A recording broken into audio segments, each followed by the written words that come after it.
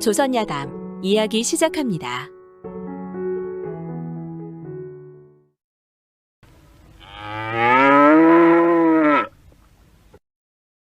옛날 옛적 한양에 권진사라는 선비가 살았습니다. 권진사는 조상대대로 물려받은 농토와 재물이 많아 사는 데는 그리 걱정할 것이 없었지요. 그래서인지 그는 어린 나이에 진사시에 합격하여 성균관에 입학하기까지 하였으나 과거에는 뜻이 없고 주역과 풍수에 관심을 두고 살았습니다. 세월이 흘러 권진사는 혼인도 하고 자식도 낳았지요. 하지만 팔자에 역마살이 끼었는지 언젠가부터는 오로지 전국 방방곡곡을 제집 삼아 유람하였는데 그의 발걸음이 닿지 않는 곳이 없었습니다. 명산대천과 경치 좋은 곳, 이름난 곳을 두루 다녔고 두세 번 가본 곳도 헤아릴 수 없을 만큼 많았다 합니다.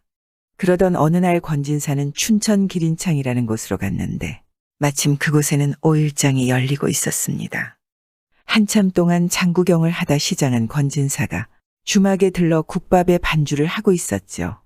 그런데 주막 한쪽에 아까부터 권진사를 유심히 지켜보던 사람이 있었습니다.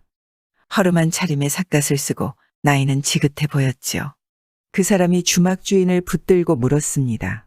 저 방손님은 어떤 양반이요? 저분은 서울 사시는 권진사님이시지요. 듣기로는 팔도를 두루 돌아다니며 유람하지 않은 곳이 없으시다는데 저희 집에서도 세 차례나 머무르셨기에 잘 알지요. 그래, 얼굴을 보니 범상치 않으신 분 같았는데 혹시 저 양반은 무엇을 잘하시오? 글쎄요, 듣기로는 풍수지리와 주역 공부를 하셔서 땅의 지세를 보시고 사람의 앞날을 예측하는 데 밝으시다 들었지요. 내가 저분을 우리 마을로 좀 모셔갈 수는 없겠어? 그야 뭐 어려울 게 있겠습니까? 어차피 팔도를 유람하시는 분이시니 내 한번 여쭤봐 드리지요. 주막의 주인이 방으로 들어가 권진사에게 말을 전했습니다. 아무촌에 사는 박첨지가 진사님께서 풍수지리에 밝으시다는 말을 듣고는 자기 마을로 모시고 싶다고 청하옵니다. 의심 마시고 잠시 갔다 오시는 것도 좋을 듯합니다.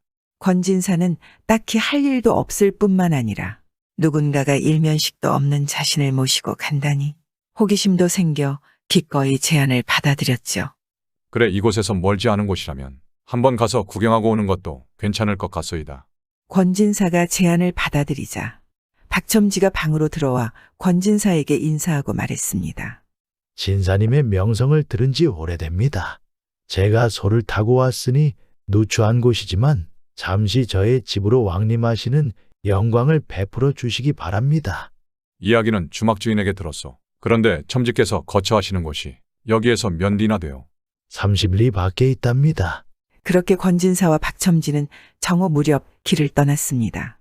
권진사는 소를 타고 첨지는 고삐를 잡았지요. 소는 느리지도 빠르지도 않게 걸어갔는데 이미 30-40리쯤 왔을 것 같은데도 계속 가기만 하니 권진사가 박첨지에게 물었습니다. 영감의 마을이 이제 얼마 남지 않았지요? 아닙니다. 아직 멀었습니다. 이미 30리 넘게 온 것 같은데 아직도 멀었단 말이오. 지금 한 80리 왔습죠. 박첨지의 말에 권진사는 당황스러웠습니다. 분명히 아까는 30리 떨어진 곳에 마을이 있다 하였는데 저리 아무렇지 않게 80리를 왔다 하니 말이죠. 아니, 80리를 왔는데 아직도 한참 더 가야 한다니. 그런데 아까는 왜 마을이 30리밖에 떨어져 있지 않다고 했소? 그럴 만한 이유가 있었지요. 그 주막 주인이 그렇게만 알고 있기 때문입니다. 그 사람은 내가 30리쯤 떨어진 마을에서 살고 있다는 정도만 알지 우리 마을에 대해 아는 것이 없습니다. 권진사는 박첨지가 괴상한 사람이라는 생각만 들었습니다. 하지만 이미 여기까지 와서 돌아갈 수도 없는 노릇이라 남은 길을 재촉할 따름이었지요. 한참을 더 가자 깊은 산 속에 돌길만이 아득히 펼쳐졌습니다. 돌길을 덜그덕 거리며 가다 보니 배가 고파왔습니다. 그러자 박첨지가 소를 멈추며 말했죠. 잠시 내려서 욕이나 하고 가시지요. 권진사는 소에서 내려 도시락을 먹고 계곡에 물러 목을 축인 뒤 다시 소에 올랐습니다. 그러자 뉘엿뉘엿 황혼이 되었고 한참을 더 가다 보니 날은 어두워지고 달빛만이 길을 밝힐 뿐이었지요. 그때 아득히 먼 곳으로부터 누군가 박첨지를 부르는 소리가 들려왔습니다. 어이 박첨지! 이보게들! 박첨지가 왔네! 곧 수십 명이 횃불을 들고 고개를 넘어왔는데 그들은 모두 첨진의 마을의 젊은이들이었습니다. 이들은 횃불로 길을 밝히며 박첨지와 권진사를 안내하였죠. 고개를 넘자 산 사이에 오목한 땅을 메어 만든 마을이 어렴풋이 나타났습니다. 닭과 개의 소리, 다듬이 방망이 소리가 여기저기서 들려왔지요. 그리고 어떤 집 앞에 도착하자 권진사는 소에서 내려 대문 안으로 들어갔습니다.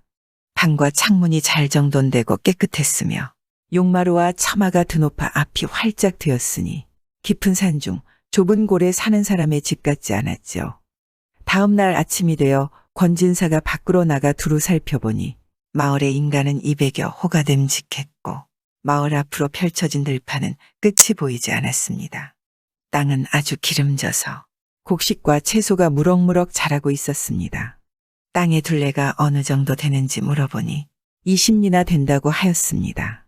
그곳은 정말 세상 밖에 있어서 세상 사람들이 모르는 무릉도원이었습니다. 권진사가 묵은 방 옆에는 대여섯 칸짜리 방이 있었는데 밤마다 책 읽는 소리가 그치지 않았죠. 마을의 젊은이들이 시간을 헛되게 낭비하지 않으니 낮에는 밭을 갈고 저녁에는 책을 읽는데 반드시 그곳에 모여 공부를 한다고 했습니다. 지금까지 권진사는 팔도를 두루 유람하면서 사람이 여유 있고 마음 편하게 사는 무릉도원을 한번 구경했으면 하는 소원을 늘 간직하고 있었는데 바로 이곳이 무릉도원이라 생각하니 가슴이 벅차올랐죠. 권진사는 너무나 기쁜 나머지 박첨지 앞으로 달려가 공손히 물었습니다. 주인께서는 신선이십니까? 아니면 귀신이십니까? 이런 마을이 정말 이 세상에 있을 수 있단 말입니까? 이 마을은 도대체 어떻게 만들어진 것입니까? 박첨지는 권진사가 태도를 바꿔 공손히 말하자 놀라 대답했습니다. 진사님, 왜 갑자기 존대를 하십니까? 나는 특별한 사람이 아닙니다. 나의 조상들은 원래 원흥 땅에서 사셨는데 증조부께서 마침 이곳에 땅을 마련하여 고향 집들을 비우고는 이곳으로 들어왔지요. 저의 증조부는 결백한 선비들을 가두고 죽인 사화에 연루되어 크나큰 고통을 경험한 적이 있었습니다. 그 고통이 얼마나 크셨는지 세상과 거리를 두고 이곳으로 들어오신 것이지요. 그때 친척들과 따라오기를 원하는 가까운 집 사람들까지 모두 30여 집이 함께 이사를 왔습니다. 일단 이곳으로 들어온 뒤로는 사람이 사람을 속이고 미워하고 저주하고 죽이는 세상과는 절대 왕래하지 않겠다는 약속을 하면서 말입니다. 세상에서 가져온 것이라고는 경전 몇 권과 소금 그리고 장항아리 뿐이었습니다. 이곳의 땅을 개간하여 논밭을 만든 뒤 농사를 지어서 먹는 것을 해결했고 이곳에 사는 사람들끼리 결혼도 하였습니다. 세월이 흐르면서 자손도 불어나 같은 우물을 쓰는 집이 200여 집이 되었지요. 먹고 입는 것이야. 여기서 농사 짓고 배 짜는 것으로도 부족함이 없겠지만 모든 음식에 반드시 들어가야 할 소금은 이 산속에서 어떻게 구해다 먹는지요? 진사님께서 어제 타고 오신 소는 하루에 200리를 갑니다. 증조부께서 이곳에 들어오실 때 소를 한 쌍 데리고 왔는데 이 소들이 자기처럼 잘 걷는 새끼를 낳고 다시 그 새끼가 낳은 것이지요. 우리는 오직 소금을 얻을 때만 세상과 관계를 맺고 있습니다. 이웃 고을의 장이 열릴 때는 이 소를 타고 가서 소금을 사오지요. 그 외 먹을 것은 여기서 얼마든지 구할 수 있습니다. 노루, 사슴, 돼지가 있고 벌통도 300개나 있지만 따로 그걸 지키거나 관리하는 사람이 필요 없지요. 서로 양보하며 넉넉하게 쓰고 있습니다. 권진사는 박첨지의 말에 감탄을 하였죠. 그래 며칠간 더 머무르기로 한 권진사는 마을 곳곳을 구경하였습니다. 그러던 하루는 첨지가 젊은이들에게 말했죠. 오늘 날씨가 화창하니 권진사님을 모시고 고기잡이나 하여라. 그러자 어떤 젊은이는 겨와 쭉정이를 가지고 오고 어떤 젊은이는 끝을 뾰족하게 깎은 막대기를 가지고 와서 일제히 연못가에 모였습니다. 그들은 겨를 풀어놓고 겨가 물 아래로 가라앉기를 기다렸다가 어느 순간 일시에 물로 들어가 몽둥이로 물을 내리쳤습니다. 조금 지나니 한잔하되는 큰 물고기들이 수없이 물 위로 떠올랐죠. 고기 이름이 목먹어라 했는데 붕어와 비슷했습니다. 며칠만 머무르기로 했던 권진사는 거의 한 달 동안 그 마을에 머무르면서 마을 사람들의 선산까지 구경하였지요. 마침내 권진사가 떠날 때가 되자 박첨지가 몇 번이나 당부하였습니다. 이곳은 춘천도 아니고 속초도 아닙니다. 이 넓디 넓은 들판이 몇 뒤나 펼쳐져 있는지도 사실은 정확히 모릅니다. 세상 사람 중에서 진사님 말고 이곳을 구경한 사람은 없으며 이곳이 있다는 것을 아는 사람조차 세상에는 없습니다. 진사님이 이곳에 오신 것은 특별한 인연이 있었기 때문이지요. 부디 이 산을 떠나신 뒤에는 다른 사람들에게 알리지 말아 주십시오.